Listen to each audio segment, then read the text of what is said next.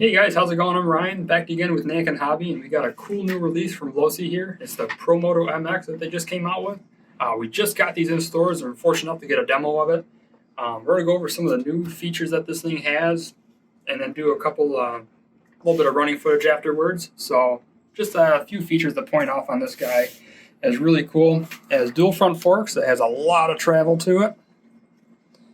And one thing you'll see here, there's actually a little cable going down to an actually working front brake. That's a really neat feature to this one because with a lot of other bikes, they don't stop very well. They only have just the rear tire, and if anyone's ever ridden a motocross bike or anything like that, the rear tire does not do a whole lot of braking. So that's a really neat feature that they added onto this guy here. Another really good one too is the almost like a crash feature. So if you were to hit something in the front, this actually pivots in. Helps protect some of the chassis, the frame, and all these important shock tubes and everything like that, so you don't have to worry about bending it as easy. Luckily, there are no cases yet so far of anything really breaking in the front of this, so that's a really nice feature right there. This bike, just like a lot of the other ones, does have lean bars to it. So with this one here, they actually have a little spring bar in here that helped absorb some of that cushion there as well. And the cool thing too is there's actually little pill blocks that you can put in here to change the height and how far this actually goes into the rider. So you can actually make it lean a little bit farther or not lean as much at all when you're turning. So that's kind of a neat feature to it. As you'll notice here, it is chain drive. And the nice thing too is there's also pills that come in the box that you can change out in the back here to change your chain tension as well. So you don't have to worry about having a regular tensioner or anything like that underneath. So that's a pretty nice feature as well there. Then probably the one most exciting thing about it is on the rear fender here, it actually kind of comes up. So if you were to do a wheelie or anything like that and it grabs, it's not going to break it off right away. Now it does scrape up the plastic a little bit, but that's a whole lot better than actually just breaking this fender right off. A lot of bikes have the flywheel in the rear hub.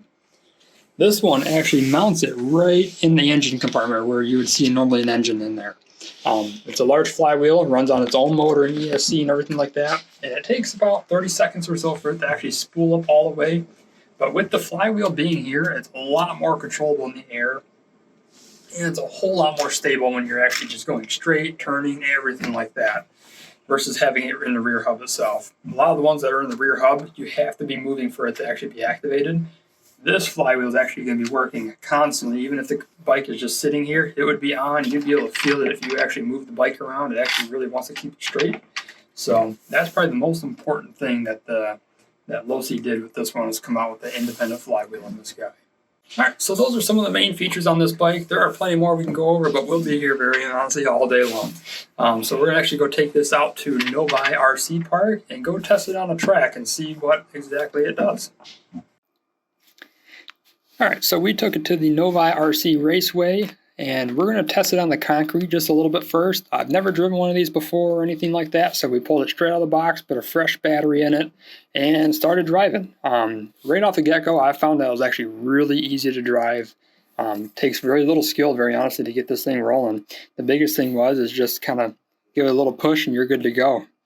You can also start this right off the bottom of the concrete or when it's laying flat, so that's a nice feature as well. But other than that, it did really well. A lot of wheelies and stuff like that. Alright, so now we took it over to the actual track itself. This track consists of like a really hard-packed clay. So it was a really tough track to kind of drive on a little bit. There wasn't a ton of traction, unfortunately, with these style of tires. But we were able to get some cool jumps and stuff like that out of it. With this particular track, it's more based on 10 scale. Buggies and short course trucks and so on and so forth. So running a bike this size was a little bit difficult. When it came down to turning and stuff like that, it had some wide turns. Part of that was due to we didn't know the full extent of how to change the steering on this bike, that you can make it a little bit sharper, but we made with what we knew right at the time. But all in all though, it actually really jumped really well. We were able to double, triple some of these jumps with this one here. They did have a section that was closed off, so looping the whole entire track was a little bit rough. But one of the things that we were kind of thinking about is, like, if we were to have our own track for something like this, there's a couple of features that would be needed and be really helpful with running motocross bikes like this one here is one of the things is after a jump, it's always good to have a little more distance before the turn with a bike like this, because you want it to be stable before you turn. You don't want to be coming down and the driver not knowing exactly where it's going to be at. So that's one big feature. And also, if you come around the corner and there's a jump right away, it'd be nice to have a little bit more run up to it. In that way, so your bike is stable. It's not going to kind of curve off to one side or the other as well.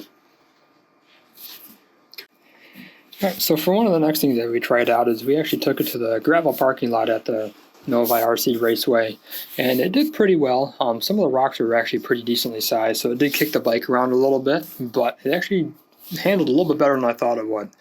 Still had the wide turns and stuff like that just because of the loss of traction, but other than that, it actually was surprisingly well.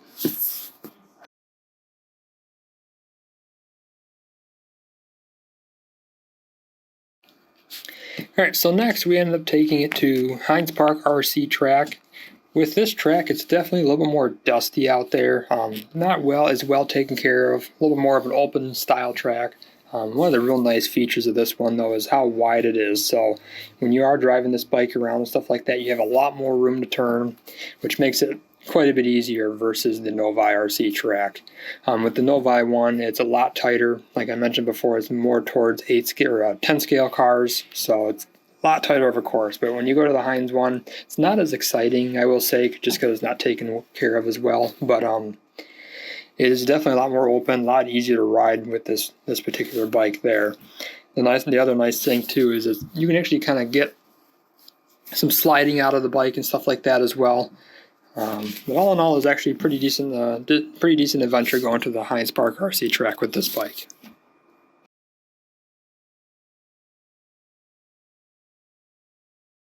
Alright, so after the Hines Park RC track, we went over to the Hines Drive BMX pump track, and right behind it there's kind of like a mountain bike course, you can say, behind it. We took it over there and found that in grass, this thing actually drives really well. Particularly the shorter grass that's been cut and everything like that. It turns really good, has a lot of gas, a lot of throttle.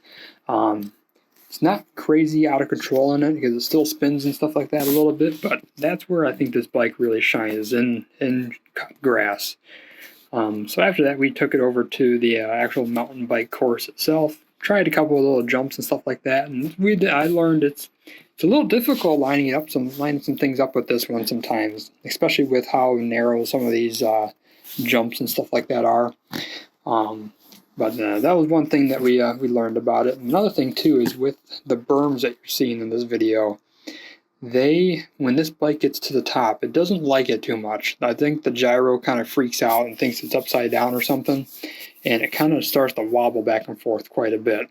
So you'll see when you go up to the top, it kind of freaks out a little bit and comes down.